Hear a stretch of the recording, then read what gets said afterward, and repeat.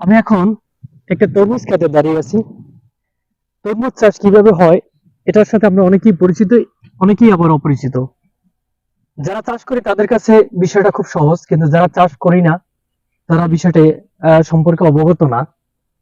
দেখুন, তরমুজ একটা ব্যয়বহুল চাষ। এতে প্রচুর ব্যয় হয়। যেমন ব্যয় হয় তেমন আবার লাভজনকও বটে। কিন্তু এটা কি সহজেই হয়? হয় না। এটার পেছনে অনেক শ্রম দিতে হয়, অনেক টাকা ইনভেস্ট করতে হয়, তারপরে সফলতা। আসলে দক্ষিণ অঞ্চলের মানুষ যারা তরমুজ চাষ করে তারা খুব এক্সপার্ট, মানে রাতারাতি বড় করে ফেলায়, কিভাবে কি করে তারাই সেটা ভালো করে বলতে পারবে। তাদের কাছ থেকে এই মন্ত্রটা শিখতে পারলে হয়তো কাজে দিত।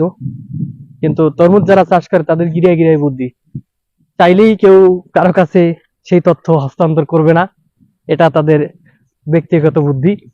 যাই হোক, তরমুজ যারা চাষ করেছে তাদের জন্য রইল শুভকামনা, তারা যাতে ভালো একটা ব্যবসা করতে পারে সেই দোয়া তাদের প্রতি থাকলো।